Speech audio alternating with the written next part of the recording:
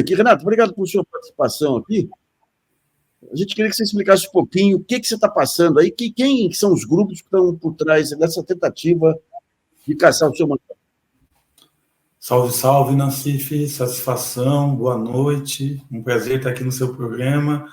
Olha, os grupos que estão tentando caçar o meu mandato nesse exato momento são o Legislativo Estadual, por conta da denúncia que eu fiz do caso de corrupção do presidente da Assembleia, Adhemar Traiano, que é do PSD, partido também do governador Ratinho Júnior, além, claro, das forças políticas municipais, já que eu fui cassado uma vez, inclusive, na Câmara dos Vereadores de Curitiba, por uma manobra absurda por conta de um protesto pela vida que nós fizemos de forma pacífica, tranquila, e que eles conseguiram, o MBL, à época, editou e tal, e tentou construir ali uma correlação de forças desfavorável a mim, que durou algumas semanas, foi suficiente para que eles me cassassem. Depois eu retornei ao mandato, mas ficou esses antagonistas, né?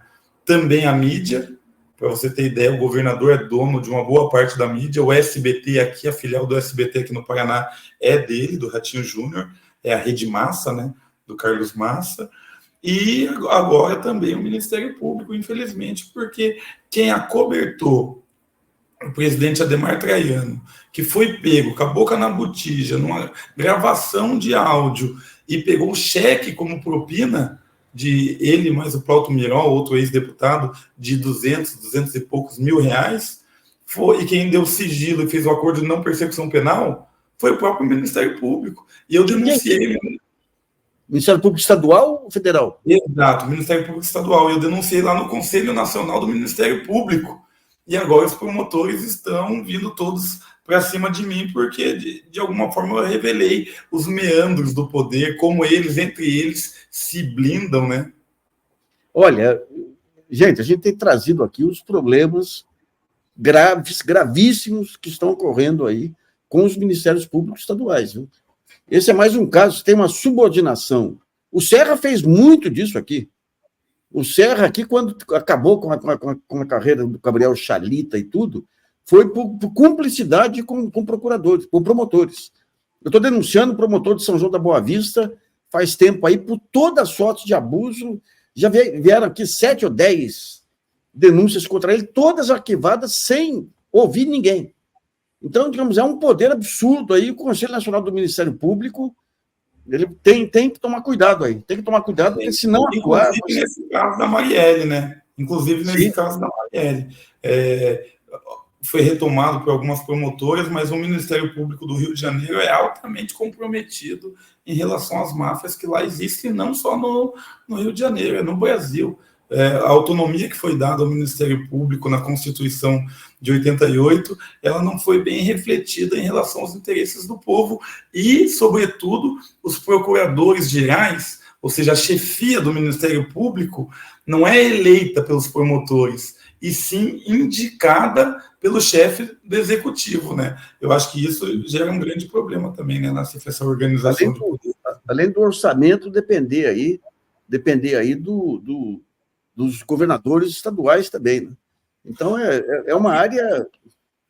Acredita que... Olha para você ver como é o toma lá da cá. Eu fui fazer um levantamento. Falei, nossa, por que o Ministério Público está sendo tão bonzinho com a Adhemar Traiano? Porque ele já tinha outro acordo de não persecução penal, que também foi colocado em sigilo, que também não deu processo, não deu nada. Que era que ele estava contratando mais servidores comissionados do que deveria e pagando mais, inclusive acima do teto constitucional, o que indica uma rachadinha. Pagar um assessor mais do que você mesmo recebe, estranho, no mínimo estranho.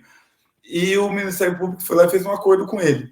Logo depois fez esse outro acordo com ele por conta do caso de corrupção e também colocou em sigilo. Eu fui ver por que o Ministério Público era tão bondoso com ele e descobri, Nassif, que durante o período de presidência do Adhemar Traiano na Assembleia Legislativa do Paraná, ele criou, por lei, é claro, 594 novos cargos comissionados para o Ministério Público do Estado do Paraná.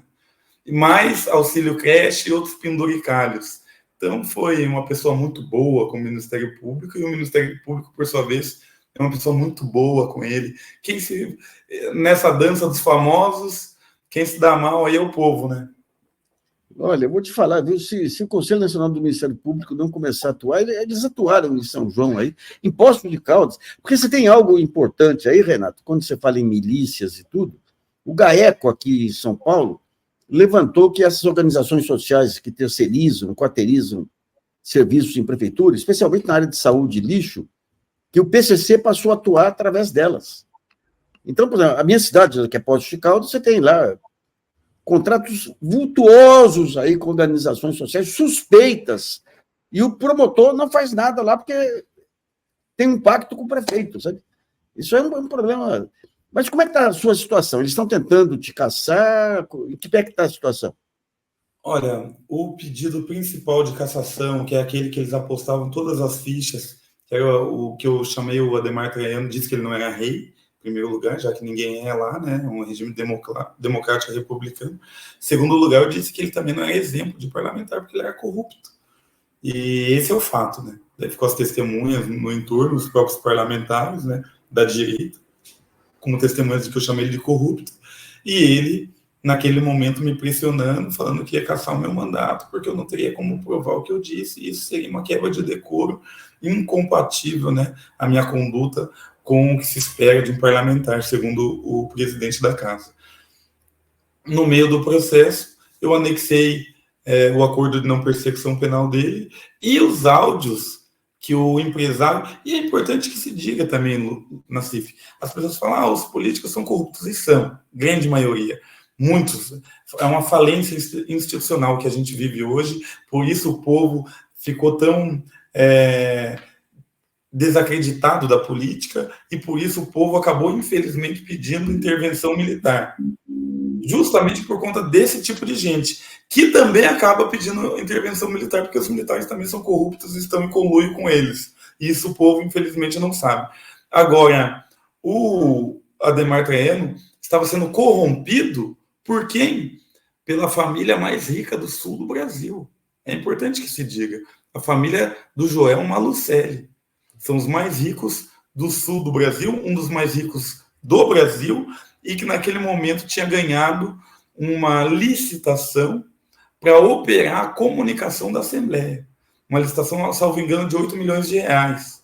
Então, rios de dinheiro, e para o Traiano se sentir à vontade de extorquí-los, é porque a licitação não foi republicana, no mínimo. Senão, não teria essa relação de extorsão. Então, é bom que as pessoas compreendam que por detrás de um corrupto há sempre um agente corruptor, e esse fica nos bastidores, não é punido e não vem, o seu nome não vai para a mídia, né? Mas não, eu chamei ele de corrupto, provei que ele era corrupto com as palavras dele mesmo num acordo, numa confissão, né? Que esse acordo de não persecução. Então, eles arquivaram o processo. Agora tem alguns outros lá de menor importância que eles fazem mais para tentar me desgastar do que de fato para me caçar. Quer dizer que você tem um dos maiores estados do país que está dominado por pactos entre a mídia, a Assembleia, o Ministério Público Estadual. Você tem o TRF4 lá, que é um problema também. Mas esse desmanche institucional brasileiro aí é um problema sério, hein, Renato? Com certeza. Para as pessoas que não lembram, infelizmente são tantos os casos, é a doutrina do choque, né? Você arrebenta com o país, coloca um monte de notícia triste, e daí uma notícia se sobrepõe a outra, as pessoas acabam esquecendo com grande facilidade. Mas, se nós olharmos alguns meses atrás, a gente vai ver que o Jorge Hardt, filho, pai da juíza Gabriela Hardt, ali aquela que substituiu o Moro e tentou agredir o Lula, o pai dela praticou um dos maiores crimes contra a Petrobras. Um crime que nos Estados Unidos já é até pena de morte, que é o crime de espionagem industrial tecnológica. Ele pegou a tecnologia de extração de xisto brasileira, que é uma das mais avançadas do mundo, e começou a vender, saiu da Petrobras e começou a vender sozinho essa tecnologia para os Emirados Árabes, para a China, para não sei aonde, Cisjordânia, sei lá quais lugares que ele foi vender isso daí. E esses países comunicaram a Petrobras e disseram, olha, vocês iniciaram as negociações como Petrobras, mas agora vocês estão continuando ela como uma pessoa física. Jorge Hart Filho, é isso mesmo? E a Petrobras emitiu um alerta de segurança, pegou as câmeras e viu que ele entrou com um computador em área que não podia entrar com um computador justamente para hackear, para piratear uma tecnologia. Ela teve acesso a isso nas investigações da Petrobras, fez vistas grossas, ou seja, foi cúmplice do crime do próprio pai. Qual foi a pena que ela recebeu, Luiz? Absolutamente nenhuma. Ela foi promovida, o TRF4 promoveu aí